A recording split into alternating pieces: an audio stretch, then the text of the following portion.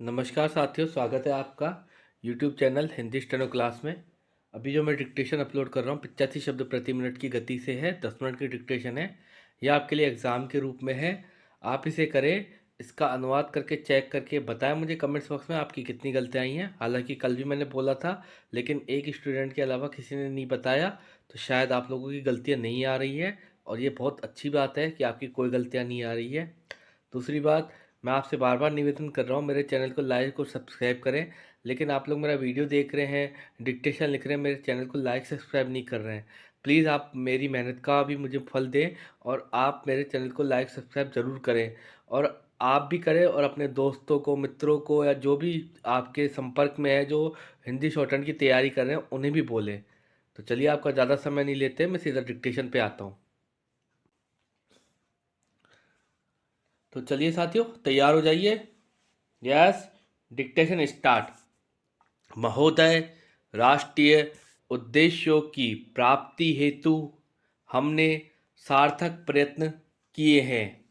कहीं शिक्षा को इसका आधार बनाया है, तो कहीं अन्य साधनों से हम इन उद्देश्यों की प्राप्ति के लिए प्रयासरत हैं, किंतु अपेक्षित सफलता हमें नहीं मिल पाई है।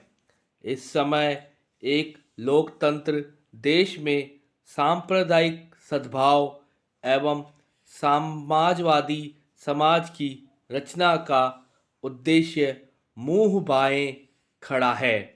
देश के हितों के लिए समय की मांग के लिए आज जनमत तैयार करने की महती आवश्यकता अनुभव की जा रही है।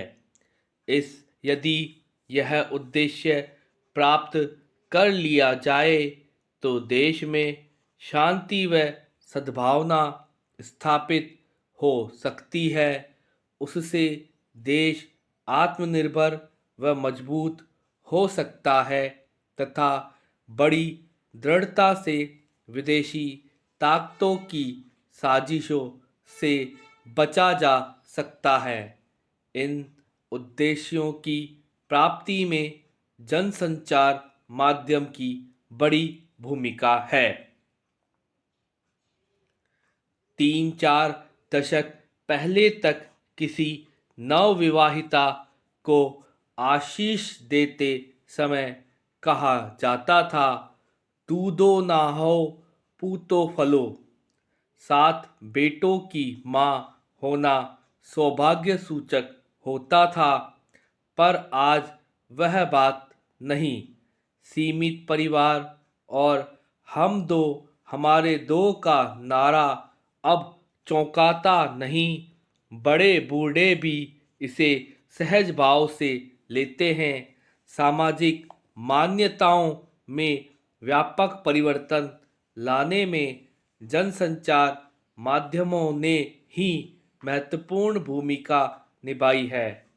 अंधविश्वासों को बंद गली से चौराहे पर लाने का कार्य जनसंचार माध्यमों ने ही किया है।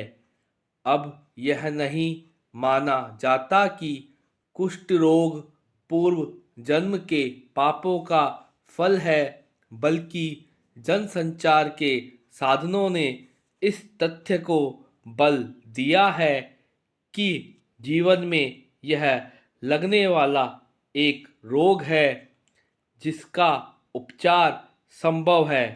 ब्रिटेन के मध्ययुगीन समाज में चुड़ैल समझकर हजारों स्त्रियों को मौत के घाट उतार देने की परंपरा रही है।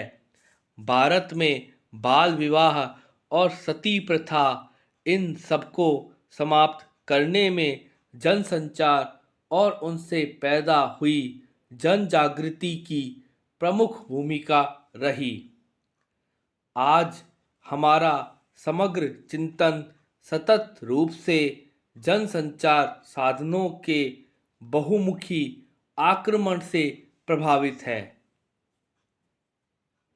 इन तथ्यों को स्वीकार करने में किसी को कतई हिचक नहीं हो सकती कि जनसंचार माध्यमों को राष्ट्रीय परिवर्तन का शस्त्र बनाया जा सकता है।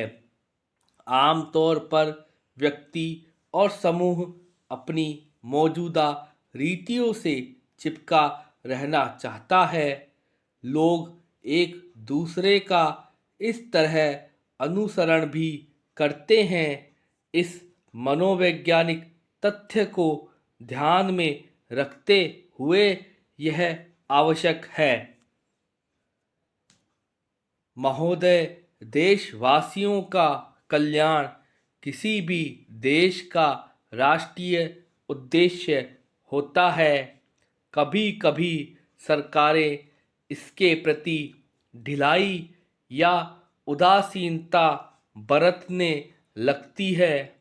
ऐसे समय सरकार को झकझोरना और नागरिकों को जगाना जरूरी होता है।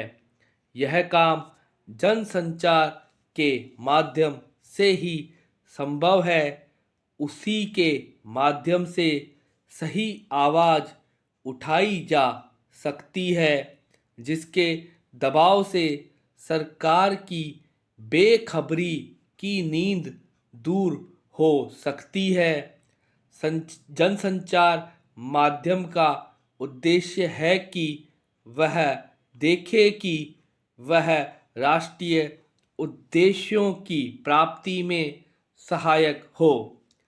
राष्ट्रीय उद्देश्य होता है देश संगठित रहे। इसके लिए मीडिया को संतुलन, सदाशयता को बढ़ावा देना चाहिए। वर्तमान में जनसंचार माध्यमों की भूमिका पहले से कहीं ज़्यादा महत्वपूर्ण हो गई है। इन साधनों की शक्ति अपार है। यदि वे एक हो जाएं, तो समाज में किसी भी नई चेतना को उजागर कर सकते हैं। चाहे तो समाज सुधार के आंदोलन को मजबूत कर दें और चाहे तो पत्रकारिता और नीली फिल्मों के माध्यम से समाज में यौन कुंठाओं को जन्म दे। दुर्भाग्य से हमारे देश में स्वतंत्रता के इतने वर्षों बाद भी हमारे जनसंचार माध्यम अधिकांशतः उन लोगों के अधिकार में हैं जिन्होंने अपनी शिक्षा और दीक्षा या तो पब्लिक स्कूलों में प्राप्त की है अथवा विदेशी सभ्यता में और संस्कृति के साये में केरल, पश्चिमी बंगाल, महाराष्ट्र और कुछ हद तक तमिलनाडु और अन्य प्रदेशों को छोड़ दे तो सारे देश में अंग्रेजी पत्रिकाओं का ही बोलबाला है। हमारी नीतियों का निर्धारण करने वाली नौकरशाही एक तो स्वयं ही पश्चिमी सभ्यता के साये में पली है, दूसरे उसे अपनी नीतियों के निर्धारण में जिस जानकारी और सम्मति की आवश्यकता होती है वह उसे अधिकांशतः अंग्रेजी पत्र पत्रिकाओं के माध्यम से प्राप्त होती है, जिन पर विदेशी प्रभाव स्पष्ट लक्षित होता है। कहना न होगा कि ऐसे में हमारी नीतियों के निर्धारण में जनमत कैदी बनकर रह गया है। अतः आज आवश्यकता है देसी और प्रादेशिक भाषाओं के सशक्त जनसंचार माध्यमों की, जो भारतीय जनता की वाणी बन सके। आज देश की अखंडता को अक्षुण्ण बनाए रखने, राष्ट्रीय भावना को मजबूत करने, सामाजिक आर्थिक बुराइयों को दूर करने, धर्मनिरपेक्षता की भावना को बल देने, समाज के विभिन्न लोगों को एक दूसरे के करीब लाने और क्षेत्रीय भावना को समाप्त करने तथा जनतांत्रिक ढांचे को बनाए रखना अत्यंत आवश्यक ही नहीं अनिवार्य भी है। पैराग्राफ। महोदय, हम देश के सभी भागों से यहाँ एकत्र हुए हैं जिससे हम इतिहास के उन क्षणों में फिर जी सके जब सामंतवाद और विदेशी शासन के लंबे अंधकार से भारत ने स्वाधीनता और लोकतंत्र के आलोक में आंखें खोली थी। हम यहाँ आभारपूर्वक उन्हें स्मरण करने को आए हैं। स्टॉप। आप ये डिक्टेशन लिखें, इसका अनुवाद करें। एक दो जगह थोड़े से शब्द मेरे से बोले नहीं गए क्योंकि थोड़ा सा मेरे को कोल्ड हो रखा है, तो आप उनको थोड़ा सा कंसीडर करके और अपनी गलतियां देखें। और मैटर बहुत अच्छा है, आप लिखें इसको अच्छे से और अनुवाद करके बताएं। अगर आपकी गलतियां आती है तो प्लीज़ कमेंट्स बॉक्स में बताएं, और अगर आपकी गलतियां नहीं आती है तो आप कोई कमेंट्स ही ना करें, क्योंकि कल किसी की गलतियां नहीं आई। बहुत अच्छा लगा मुझे। आज भी उम्मीद है कि शायद किसी की गलतियां नहीं आएंगी। केवल एक ही स्टूडेंट ने मुझे बताया था, बाकियों ने मुझे नहीं बताया, तो इसका मतलब आप लोगों की गलतियां नहीं आ रही है। तो चलिए, अच्छा है, ये तो बढ़िया बात है। आप लोगों की मेहनत काम आ रही है आपको। चलो, आज के लिए इतना ही। मैं आप अगले वीडियो में 80 शब्द प्रति मिनट के हिसाब से 10 मिनट की डिक्टेशन का टेस्ट दूंगा, वो भी आप करना।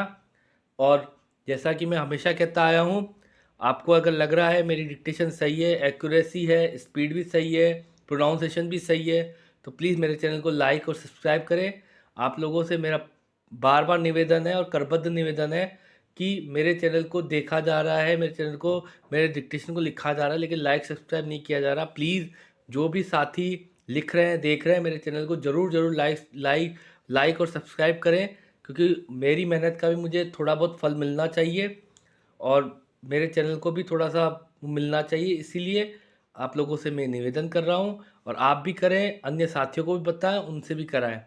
तो चलिए, अभी के लिए इतना ही। आप अपना ध्यान रखें और अपनी तैयारी करें। मिलते हैं अगली डिक्टेशन में। तब तक के लिए नमस्कार।